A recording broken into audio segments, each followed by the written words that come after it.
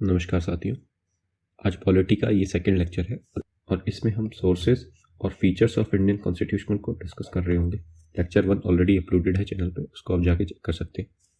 Start करने से पहले साथियों आपसे एक रिक्वेस्ट, यदि अगर अभी तक आप हमारे टेलीग्राम चैनल पर नहीं जुड़े हैं तो आप हमारे टेलीग्राम चैनल को ज्वाइन कर सकते हैं। ये हमारा लिंक है अल्फा टू बीटा क्लासेस और ये हमारा डाउट ग्रुप है। अगर आपका कॉम्पिटिशन से रिलेटेड कोई भी डाउट है तो उसको आप यहाँ पर पोस्ट कर सकते हैं।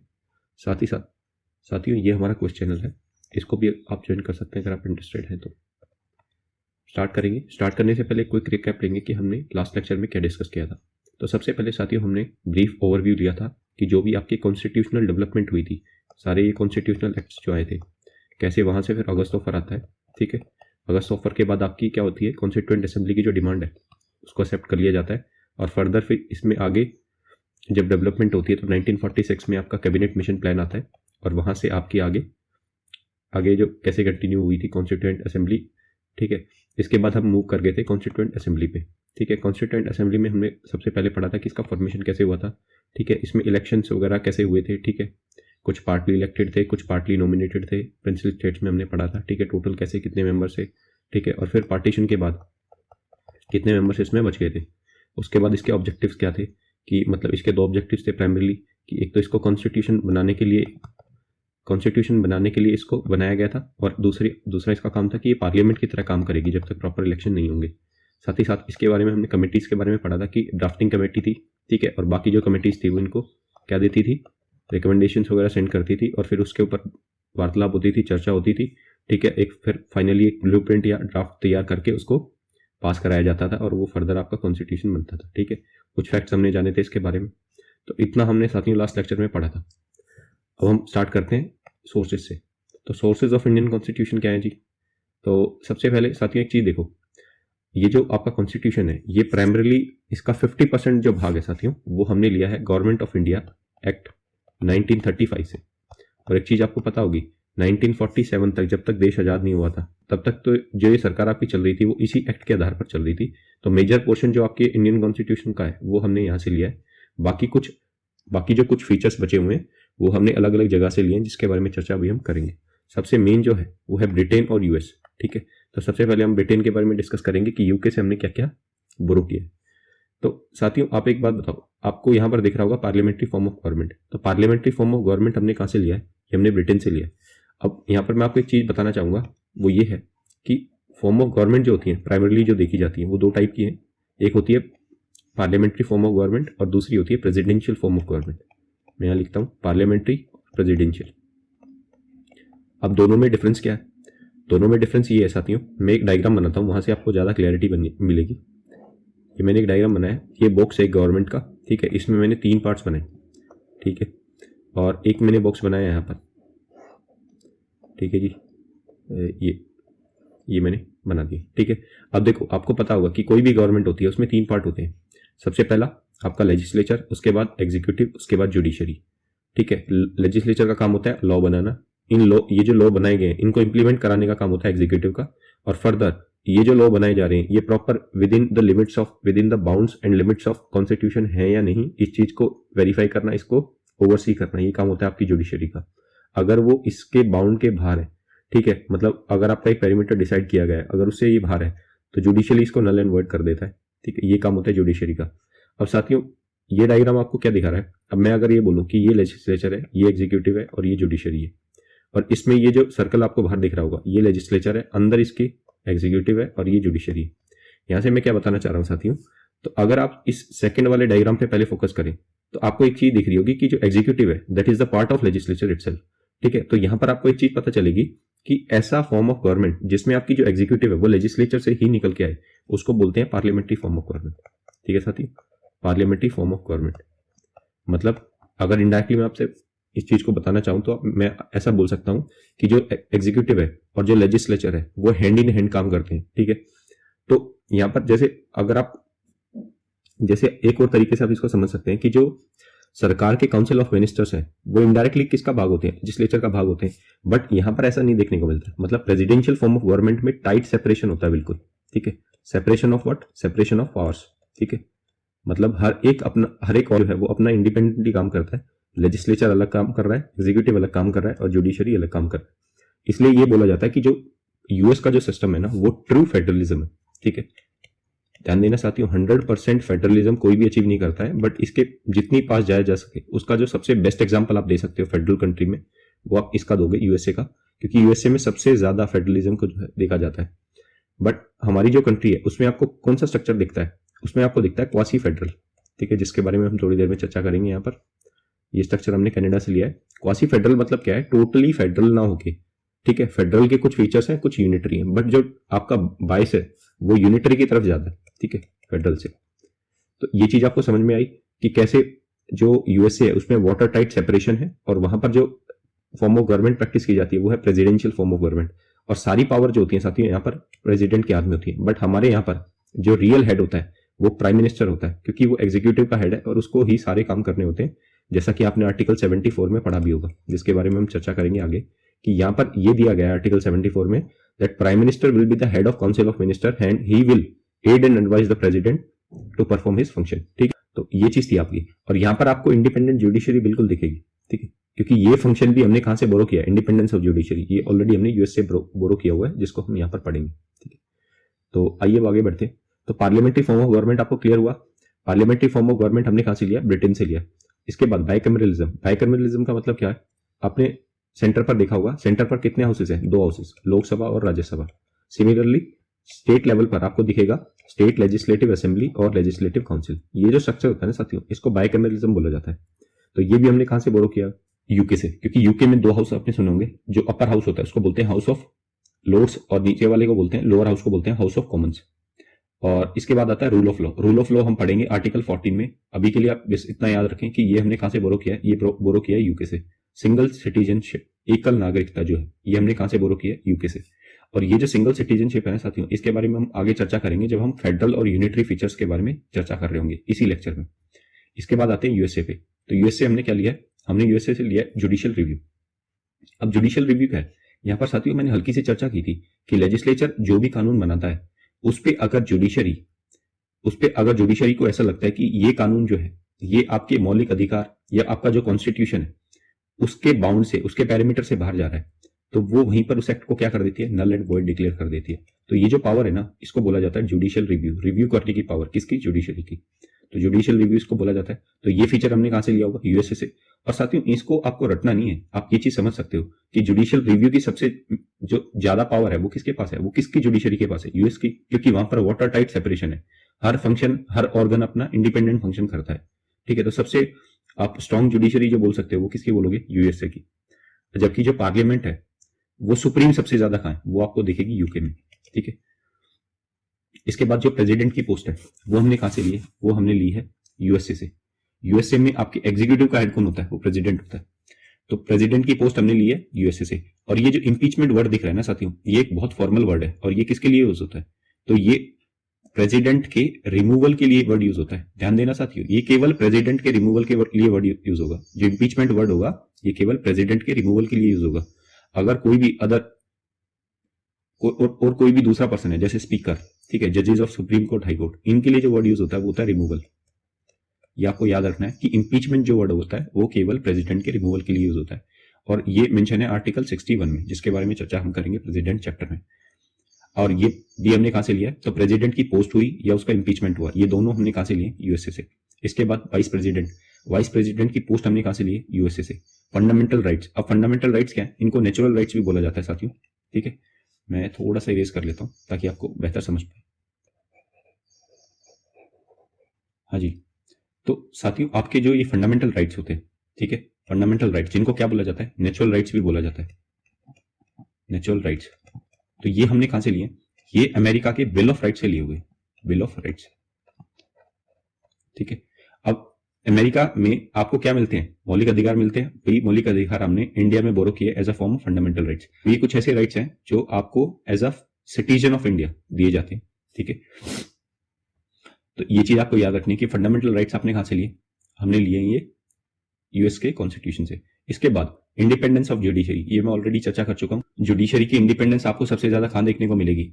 यूएस में। ये सिस्टम हमने कहां से बोरो किया होगा? ये हमने यूएस के कॉन्स्टिट्यूशन से बोरो किया है। इसके बाद बात करेंगे प्रियम्बल। अब प्रियम्बल हमने कल पढ़ा था कि जो जवाहरलाल नेहरू थे उन्होंने ऑब्जेक्टिव रेजोल्यूशन को पेश किया था, ठीक है। और इस ऑब्जेक्टिव रेजोल्यूशन में ये क्या था, ये एक तरीके का ब्लूप्रिंट था कि इंडिया जो फ्यूचर इंडिया जो है वो किस प्रकार दिखाई देना चाहिए। तो यही फर्दर आके जाके क्या बनता है आपका प्रीएम्बल, क्योंकि प्रीएम्बल में आपके पूरे कॉन्स्टिट्यूशन की क्या होती है साथी, बेसिक फिलोसफी। इसको डिटेल में हम प्रीएम्बल में डिस्कस कर रहे होंगे। तो बट अभी के लिए आपको ये याद रखना है कि प्रीएम्बल को हमने कहां से बोरो किया, यूएसए से। इसके बाद करते हैं, इसके बाद चर्चा करेंगे कनाडा। तो कनाडा से हमने दो चीजें बोरो की है। सबसे पहला फेडरेशन विद स्ट्रॉन्ग सेंटर, यहाँ पर मैंने लिखा हुआ है क्वासी फेडरल। ये क्वासी फेडरल क्या साथी, क्वासी फेडरल होता है जो प्रॉपरली फेडरल ना होके, कुछ भाग उसमें फेडरल के हैं, कुछ भाग उसमें यूनिटरी के हैं। फेडरल मतलब क्या होता है, फेडरलिज्म मतलब होता है जहां पर आपकी स्टेट जो है, ठीक है, उसके पास इक्वल पावर होती है आपकी यूनियन की, ठीक है, आपकी यूनियन और स्टेट के पास इक्वल पावर होती है। जैसा कि इसका बेस्ट एग्जांपल है यूएसए। यूएसए एक ट्रू फेडरलिज्म कंट्री। और यूनिटरी आपको कहां दिखेगी, यूनिटरी में होती है आपकी जो स्ट्रॉन्ग सेंटर जो होती है वो स्ट्रॉन्ग होती है आपकी स्टेट से, ठीक है। ये फीचर आपको हल्का सा इंडिया में देखने को मिलेगा कि जहां पर स्टेट और सेंटर के पास पावर तो है, बट इंडिया में सेंटर जो है वो थोड़ा सा ज्यादा स्ट्रॉन्ग है। तो यही फीचर आप हमने कहां से बोलो किया, फेडरेशन विद स्ट्रॉन्ग सेंटर। साथ ही ध्यान देना, फेडरेशन तो है मतलब स्टेट और यूनियन के पास इक्वल पावर्स तो है, बट सेंटर आपका थोड़ा सा क्या है, ज्यादा स्ट्रॉन्ग है। तो ये फीचर हमने बोलो किया है कनाडा से, ठीक है जी। इसके बाद चर्चा करेंगे रेजिड्यूअरी पावर्स। तो रेजिड्यूअरी पावर्स क्या होती है साथियों, आपने 3 लिस्ट पढ़ी होंगी 7th शेड्यूल में, कॉन्करेंट लिस्ट, यूनियन लिस्ट और स्टेट लिस्ट। तो ये जो 3 लिस्ट होती है ना, अब आपको पता है यूनियन लिस्ट पे यूनियन कानून बना सकती है, स्टेट लिस्ट पे स्टेट गवर्नमेंट कानून बना सकती है, कॉन्करेंट लिस्ट पे ये दोनों कानून बना सकते हैं। बट आप एक बात बताओ, अगर इन फ्यूचर कोई ऐसा सब्जेक्ट आता है जिसके बारे में इन तीनों लिस्ट में मेंशन नहीं है, तो उस पर कौन कानून बनाएगा, तो उस सब्जेक्ट को बोला जाता है साथियों रेजिड्यूअरी सब्जेक्ट। तो उस पर जो कानून बनाएगी, ये मेंशन है, उस पर कानून बनाएगी आपकी यूनियन सरकार, ठीक है, यूनियन गवर्नमेंट, केंद्रीय सरकार। तो ये जो पावर है ना, ये जो सिस्टम है, ये हमने कहां से बोरो किया, ये बोरो किया हमने जी कनाडा से। तो ये आपको पता होना चाहिए कि फेडरेशन विद स्ट्रॉन्ग सेंटर और रेजिड्यूअरी पावर्स हमने कहां से बोरो किए, कनाडा से। इसके बाद चर्चा करेंगे आयरलैंड। आयरलैंड से हमने मेनली डीपीएसपी बोरो किए। डीपीएसपी क्या है, ये आपके पार्ट 4 में आते हैं, directive principle of state policy. ये बेसिकली साथियों वो डायरेक्टिव्स हैं जो कि एक स्टेट को ध्यान देने चाहिए, ध्यान रखना चाहिए जब भी वो कोई लॉ बना रही है, ठीक है। अगर वो कोई भी लॉ बनाती है तो उनको इन प्रिंसिपल्स के बारे में ध्यान रखना चाहिए, ठीक है, और जितना हो सके इनको इंप्लीमेंट करने की कोशिश करनी चाहिए। जैसा कि हमने देखा था कि आर्टिकल 21A जो आपका कॉन्स्टिट्यूशन का है, जिसमें आप किसके बारे में बात करते हैं, जिसमें आप बात करते हैं राइट टू एजुकेशन देने की, ठीक है। तो वो पहले आपका एक डीपीएसपी था, बट स्टेट इतनी एम्पावर होगी कि उसने अब इसको क्या दे दिया, एक फंडामेंटल राइट का स्टेटस दे दिया। इसके बाद चर्चा करेंगे यूएसएसआर की। तो यूएसएसआर था प्रेजेंट डे जो रशिया है। तो वहां से हमने क्या लिया था, तो एक बॉडी आपने सुनी होगी पहले जो थी, प्लानिंग कमीशन, जिसकी जगह अब नीति आयोग ने ले ली। तो ये जो बॉडी थी ना, ये जो स्ट्रक्चर था, ये हमने यूएसएसआर से बोलो किया था, और ये क्या बनाते थे, 5 ईयर प्लान। इसके बाद फंडामेंटल ड्यूटीज जो है, ये हमने कहां से लिए थी, यूएसएसआर से। ये जो सोशलिस्ट स्ट्रक्चर है, ये हमने कहां से लिया था, यूएसएसआर से। इसके बाद चर्चा करेंगे ऑस्ट्रेलिया। ऑस्ट्रेलिया से साथियों हमने 2 चीजें ली, कॉन्करेंट लिस्ट और ज्वाइंट सेटिंग। अभी मैंने आपसे 3 लिस्ट के बारे में चर्चा की थी, तो उसमें से जो कॉन्करेंट लिस्ट है, जिसमें यूनियन सरकार और आपकी स्टेट, आपकी राज्य सरकार जो कानून बना सकती है, तो वो जो लिस्ट थी उसको बोला जाता है कॉन्करेंट लिस्ट। और इस लिस्ट की चर्चा हमने 7th शेड्यूल पे की हुई है। इसके बाद आते हैं ज्वाइंट सेटिंग। ज्वाइंट सेटिंग क्या होता है, आपका एक ऑर्डनरी जो बिल होता है वो एक्ट कैसे बनता है, आपकी ये लोकसभा, ये राज्यसभा और ये प्रेसिडेंट है। और साथ ही यहाँ पर आपको एक चीज याद रखनी है कि जो आपकी पार्लियामेंट होती है, that is equal to Lok Sabha plus Rajya Sabha plus president. तो president is a part of parliament, ये आपको याद रखना है। हालांकि वो इन सेटिंग्स पे नहीं बैठते, but is still a part of parliament, क्योंकि जब तक ये अपना एसेंट नहीं देते, कोई भी बिल जो है वो एक्ट नहीं बन सकता। तो यहाँ से बिल होता है पास, ठीक है, बिल एक पेश किया जाता है, लोकसभा से वो पास होगा, देन उसको राज्यसभा में भेजा जाएगा, देन राज्यसभा से पास होकर उनको प्रेसिडेंट के पास भेजा जाएगा। जब ये इसको साइन कर देंगे, साइन करने के बाद वो क्या बन जाता है, एक्ट बन जाता है। अब साथियों एक बात बताओ, अगर ऐसी सिचुएशन आती है कि ये लोकसभा से पास हो गया बट राज्यसभा से पास नहीं हुआ, तो यहाँ पर क्या आ जाता है, एक डेडलॉक आ जाता है। उस डेडलॉक को दूर करने के लिए एक ज्वाइंट सेटिंग बिठाई जाती है, जिसको चेयर कौन करेंगे, चेयर करेंगे लोकसभा के स्पीकर, ठीक है जी। तो लोकसभा के स्पीकर उसको क्या करते हैं, चेयर करते हैं। तो उस ज्वाइंट सेटिंग में इसके डेडलॉक की जो प्रॉब्लम है, इसको रिजोल्व किया जाता है, ठीक है। तो ये जो ज्वाइंट सेटिंग का प्रावधान है, ये हमने कहां से बोरो किया, ये हमने बोरो किया ऑस्ट्रेलिया से। इसके बारे में चर्चा हम इन फ्यूचर जब पार्लियामेंट पढ़ेंगे उसके दौरान कर रहे होंगे। अब इसके बाद चर्चा करेंगे साउथ अफ्रीका से। ध्यान देना साथियों, एक चीज मैं आपको बतानी भूल गया कि राज्यसभा जो मेंबर्स हैं, उनमें जो राज्यसभा में जो मेंबर्स हैं, उनमें हम कुछ मेंबर्स को नॉमिनेट भी करते हैं। जैसे 12 मेंबर्स को जो प्रेसिडेंट साहब है वो नॉमिनेट करते हैं। अब ये जो 12 मेंबर्स नॉमिनेट होते हैं ना, ये फीचर हमने कहां से बोरो किया, ये भी हमने आयरलैंड से बोरो किया। बट आपको यहाँ पर एक चीज ध्यान रखनी है कि जो राज्यसभा में नॉमिनेशन का प्रोसेस है वो तो आयरलैंड से बोरो किया है, बट राज्यसभा में जो मेंबर्स का इलेक्शन है वो सिस्टम हमने कहां से बोरो किया है, वो बोरो किया है साउथ अफ्रीका से। ठीक है, तो ये बहुत ही माइन्यूट डिफरेंस है, ये आपको क्लियर होना चाहिए कि राज्यसभा में मेंबर्स का नॉमिनेशन आयरलैंड, राज्यसभा के मेंबर्स का इलेक्शन साउथ अफ्रीका। उसके बाद जो सरकार, जो हम कॉन्स्टिट्यूशन में अमेंडमेंट करते हैं स्पेशल मेजोरिटी से, ये प्रोसेस हमने कहां से लिया, ये भी साउथ अफ्रीका से लिया हुआ। इसके बाद फ्रांस, आपको पता होगा फेमस फ्रेंच रेवोल्यूशन, जिसमें 3 वर्ड दिए गए थे, लिबर्टी, फ्रेटर्निटी, इक्वलिटी। ठीक है, ये वर्ड्स आपको अपने प्रेमबल में दिखेंगे, और ये जो वर्ड्स है साथी, ये हमने कहां से लिए, ये वर्ड्स हमने लिए हैं फ्रांस से। ठीक है, फ्रेंच कॉन्स्टिट्यूशन से। इसके बाद बात करेंगे जर्मनी, तो जर्मनी से आप याद रख सकते हैं भाई, जर्मनी में कौन थे, हिटलर थे, तो वहां पर जल्दी जल्दी क्या लगती थी, बहुत फ्रीक्वेंटली क्या लगती थी, इमरजेंसी लगती थी। तो इमरजेंसी के प्रावधान जो है वो हमने कहां से लिए, जर्मन कॉन्स्टिट्यूशन से। ठीक है जी। इसके बाद जापान से हमने एक फेमस चीज बोल की है जिसको बोलते हैं प्रोसीजर एस्टेब्लिश्ड बाय लॉ। ठीक है, तो ये चीज के बारे में चर्चा हम करेंगे आर्टिकल 21 में। ठीक है, बट अभी के लिए आपको ये याद रखना है कि प्रोसीजर एस्टेब्लिश्ड बाय लॉ ये हमने कहां से लिया, ये आर्टिकल 21 से लिया हुआ। ठीक है, तो साथियों हमारी कॉन्स्टिट्यूशन कंप्लीट हो चुकी, मतलब हमारे सोर्सेज कंप्लीट हो चुके। ठीक है, इसके बाद हम चर्चा करेंगे फीचर्स ऑफ इंडियन कॉन्स्टिट्यूशन। ठीक है, तो 2 टाइप के टिपिकल फीचर्स होते हैं, एक होते हैं यूनिटरी फीचर्स और एक होते हैं फेडरल फीचर्स। एग्जाम में आपसे पूछ लिया जाएगा कि जैसे आपको दिया जाएगा कि सिंगल सिटीजनशिप ये किस टाइप का फीचर है, यूनिटरी, फेडरल, क्वासी फेडरल। ठीक है, नन ऑफ दिस। तो आपको बताना है जो सिंगल सिटीजनशिप है ये आपको यूनिटरी फीचर है। और इसको यूनिटरी कैसे समझेंगे भाई, यूनिटरी में क्या होता है, यूनिटरी सिस्टम में आपकी जो यूनियन है उसमें उसके पास थोड़ी ज्यादा पावर होती है कंपेयर टू आपकी स्टेट्स के। ठीक है, हालांकि इसमें नॉर्मली पावर्स आपकी बराबर ही रहती है, बट यूनियन के पास थोड़ी ज्यादा पावर होती है। बट फेडरल जो सिस्टम है उसमें यूनियन और स्टेट दोनों बराबर दिखेंगे आपको। तो सिंगल सिटीजनशिप आपको नाम से ही पता चल रहा है, यहाँ पर आपको कोई स्टेट की सिटीजनशिप नहीं दी जा रही है, पूरी कंट्री एज अ होल की सिटीजनशिप दी जा रही है। इसको पैरेलली आप कंपेयर कर सकते हो यूएसए से। ठीक है, यूएसए में आपको पता होगा अगर आप न्यूयॉर्क के सिटीजन है ना, तो उसके साथ साथ आपको यूएस की भी सिटीजनशिप मिलती है। ठीक है, तो वहां ड्यूअल सिटीजनशिप का कॉन्सेप्ट चलता है, जबकि इंडिया में ऐसा प्रैक्टिस नहीं किया जाता है। तो ये चीज आपको क्लियर हुई। साथ ही साथ सिंगल कॉन्स्टिट्यूशन, केवल आपको एक ही कॉन्स्टिट्यूशन दिखेगा पूरे इंडिया का, आपको ऐसा नहीं मिलेगा कि आपको यूपी का अलग कॉन्स्टिट्यूशन दिख रहा है, ठीक है, और आपको गुजरात का अलग कॉन्स्टिट्यूशन, आपको पूरे इंडिया का एक ही कॉन्स्टिट्यूशन दिखेगा। तो ये फीचर भी कैसा है, ये एक यूनिटरी फीचर है। ठीक है, इसके बाद रेजिडरी पावर्स, रेजिडरी अब बताओ, अभी हमने इसके बारे में चर्चा की थी कि रेजिडरी सब्जेक्ट्स जो है ये हमने कहां से बोरो किए थे, ये हमने कनाडा से बोरो किए थे। और रेजिडरी सब्जेक्ट्स वो होते हैं जिन पर केवल और केवल यूनियन आपकी कानून बना सकती है। तो इसमें आपको दिख रहा होगा साहब कि भाई यूनियन ज्यादा पावरफुल है, तो ये सिस्टम कैसा होगा आपका, ये सिस्टम है आपका यूनिटरी। ठीक है, तो ये जो पर्टिकुलर सब्जेक्ट है ये यूनिटरी कैटेगरी अंदर आएगा। इसके बाद नेशनल इमरजेंसी, आप एक बात बताओ, नेशनल इमरजेंसी के दौरान जो आपका फेडरल सेटअप है ये कैसा हो जाता है, यूनिटरी। मतलब जो आपकी यूनियन सरकार है ना, जो आपकी केंद्र सरकार है वो सारे कानून बनाती है उस टाइम पर, तो आपकी यूनियन ज्यादा पावरफुल हो जाएगी। तो ये सिस्टम कैसा होगा, ये एक यूनिटरी सिस्टम। ठीक है, मतलब ये एग्जांपल किसका है, यूनिटरी सिस्टम का। इसके बाद सिंगल एंड इंटीग्रेटेड जुडिशरी, आपकी जो इंडिया है उसमें आपको क्या दिखता है, यूनिटरी ये सिस्टम दिखता है हायरार्की किसकी, जुडिशरी की। सबसे पहले टॉप पे सुप्रीम कोर्ट, उसके बाद बहुत सारे हाई कोर्ट्स, उसके बाद डिस्ट्रिक्ट कोर्ट्स और नीचे जो भी कोर्ट्स होते हैं। तो इसमें सबसे ज्यादा पावरफुल जो कौन होता है, सुप्रीम कोर्ट। ठीक है, जबकि फेडरल कंट्रीज में उनके इंडिपेंडेंट कोर्ट होते हैं। ठीक है जी, बट यहाँ पर आपको ऐसा नहीं दिखेगा, यहाँ पर आपको एक इंटीग्रेटेड जुडिशरी दिखेगी। साथ ही साथ जुडिशरी जो है वो एक सिंगल है, ऐसा नहीं है कि नहीं आपकी यूपी के लिए अलग जुडिशरी है, हालांकि वहां पर हाई कोर्ट अलग हो सकते हैं बट जुडिशरी वो इंटीग्रेटेड ही है। ठीक है, तो ये सिस्टम भी कैसा है, ये सिस्टम आपका यूनिटरी।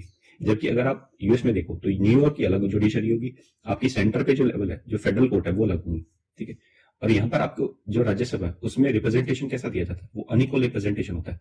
जबकि साथियों आपने देखा होगा जो यूएस है उसमें हर स्टेट से आपको कितने मेंबर दिखेंगे, 2-2 मेंबर्स दिखेंगे।